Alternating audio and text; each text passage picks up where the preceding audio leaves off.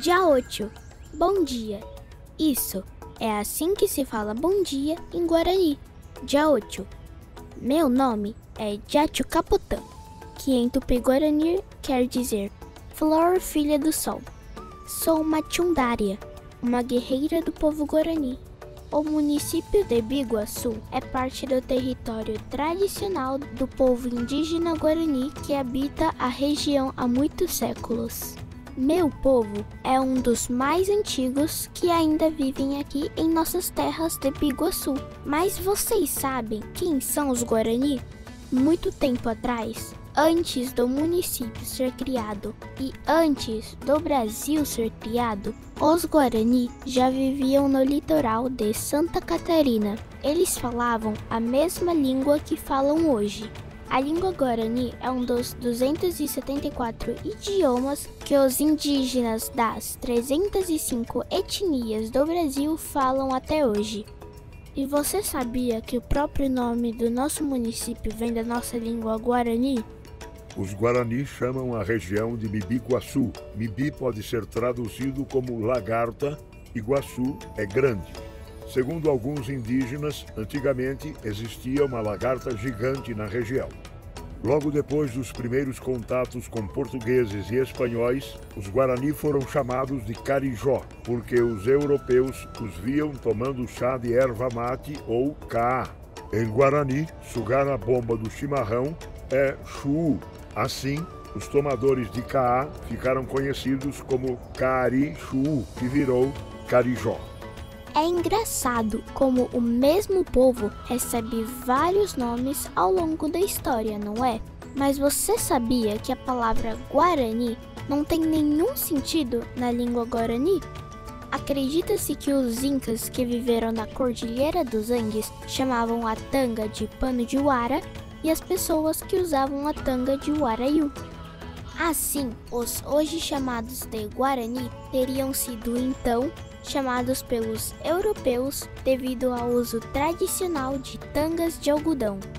Atualmente, dentro do município de Biguaçu, o povo Guarani possui 4 áreas indígenas, sendo 2 terras indígenas ainda em demarcação e 2 reservas indígenas adquiridas via compensação por conta dos impactos da duplicação da BR-101/SC.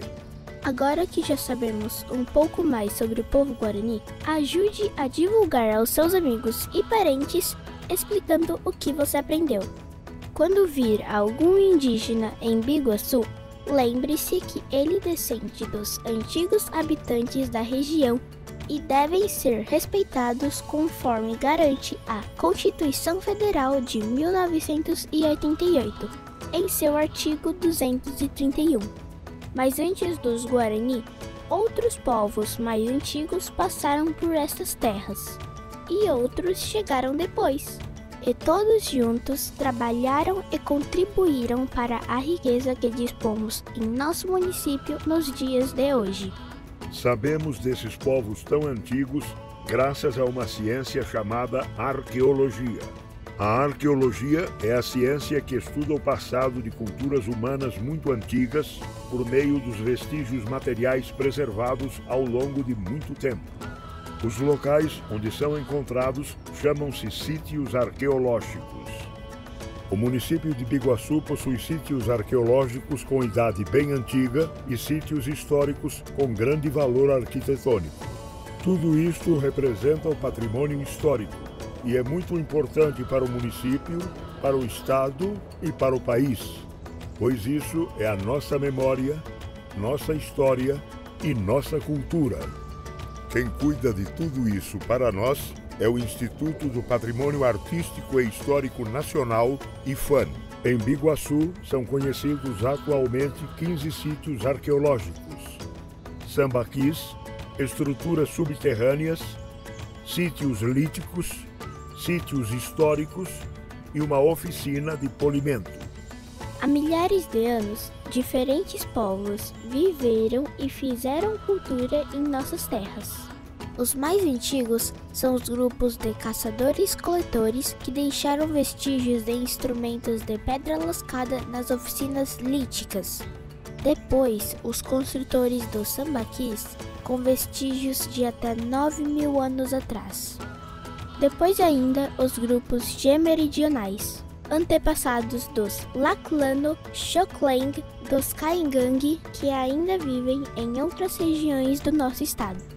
Por fim, e ainda há centenas de anos, chegaram os Guarani e que estão até hoje fazendo parte da nossa história. Sítios líticos, grupos de caçadores-coletores, os mais antigos. Os sítios líticos conhecidos em Biguaçu são caracterizados por uma série de vestígios feitos de pedra lascada como pontas de flecha e raspadores. Esses sítios são atribuídos aos grupos de caçadores-coletores, em geral formado por poucas pessoas que migravam com frequência pelos seus territórios. Em Santa Catarina, temos sítios com datas de mais de 10.000 anos. Sambaquis, grandes grupos de pescadores-coletores. O significado da palavra sambaqui deriva do tupi tamba, que quer dizer concha, marisco, e qui, amontoado. São grandes montes de conchas, ossos de peixes, aves e outros animais, materiais de pedra intercalados ou cobertos por terra e areia. Também foram encontrados sepultamentos humanos e, embora raras, esculturas em rocha na forma de animais, chamadas de zoólicos. Os grupos humanos que construíram esses sítios arqueológicos eram, sobretudo, pescadores-coletores adaptados a ambientes litorâneos com ilhas, lagoas e estuários, e sua dinâmica social tinha relação direta com a exploração desses ambientes costeiros. Grupo G: Laclano, Xokleng e Kaingang. Os abrigos feitos em covas ou abaixo da terra, conhecidas como casas subterrâneas, são sítios arqueológicos atribuídos aos grupos G-meridionais, Xoklengs e Kaingang. São encontradas isoladas e em pequenos ou grandes grupos. Muito tempo depois é que chegamos nós, os Guarani. Nossa presença antiga aqui neste solo é marcada por vestígios dos utensílios de cerâmica que nossos antepassados faziam. Que maravilha saber tudo isso, né? E nós, Guarani, ainda estamos aqui até hoje preservando nossa cultura tradicional. Mas agora eu vou apresentar outro amiguinho nosso. Ele representa outro povo importante na formação da nossa cultura e da nossa identidade, o José Manuel. Oi, pessoal! Que legal tudo que a Jaxucá nos ensinou, né? Como é bom e importante sabermos do nosso passado. Eu tava doida esperando a minha vez de falar sobre nossa cultura açoriana. Venham comigo! Patrimônio cultural é um conjunto de bens materiais e imateriais que representam a memória coletiva e a identidade cultural da sociedade. Aqui em Biguaçu, temos inúmeros bens que contam sobre nossa riqueza cultural. Vamos conhecer mais um pouco da nossa história. No período colonial, a proximidade da ilha de Santa Catarina do continente fez que inúmeros navegadores europeus frequentassem a região, utilizando-a para reparar seus barcos e apanhar mantimentos. Porém, foi somente a partir da segunda metade do século XVII que a coroa portuguesa criou políticas para a ocupação permanente da costa catarinense. Entre essas medidas estava a transferência de milhares de colonos açorianos para a região. Foi nessa época que surgiu, em 1751, a freguesia de São Miguel da Terra Firme, primeiro núcleo de povoamento de Biguaçu. Em 1777, durante a invasão dos espanhóis, foi a sede provisória do governo da capitânia. Ao longo do século XIX, mais imigrantes europeus vieram para o Brasil, incentivados pelo governo imperial brasileiro. Inúmeras famílias, principalmente de alemães, vieram para a antiga colônia de São Pedro de Alcântara. Quase todos foram para áreas rurais e alguns se estabeleceram no local onde hoje é o centro de Biguaçu.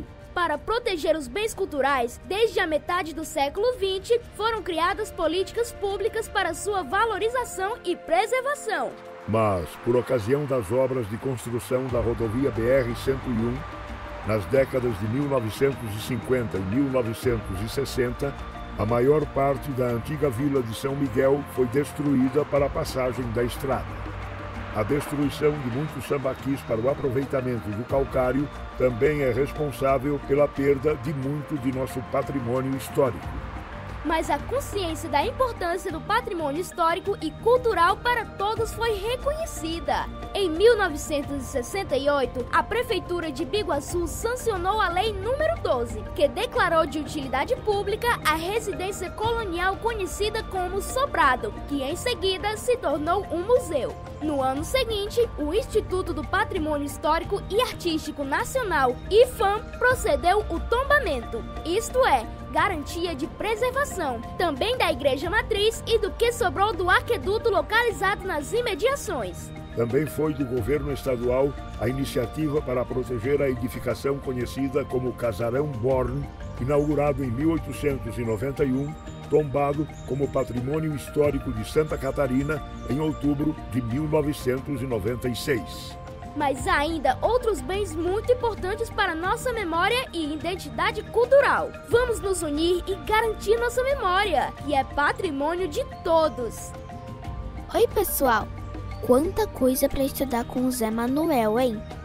Então, meus amiguinhos, chegando quase ao final da nossa aventura pelo patrimônio histórico da nossa Biguaçu, alguém deve estar perguntando: e os nossos antepassados que vieram da África? Bem lembrado, pessoal. Apesar de as pesquisas estarem apenas começando, já se sabe alguma coisa sobre sua participação na nossa história. Mas quem vai falar disso é o nosso amiguinho Akin, descendente dos povos africanos. Akin, na cultura Yoruba, quer dizer corajoso, guerreiro, herói.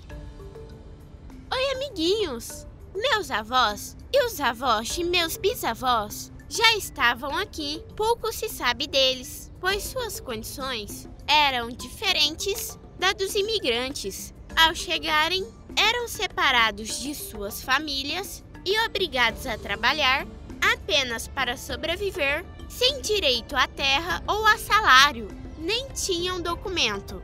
Só mais tarde, essa realidade mudou e hoje somos reconhecidos como fundamentais na identidade do Brasil e na história de Santa Catarina. Mas as pesquisas ainda não são bem recentes.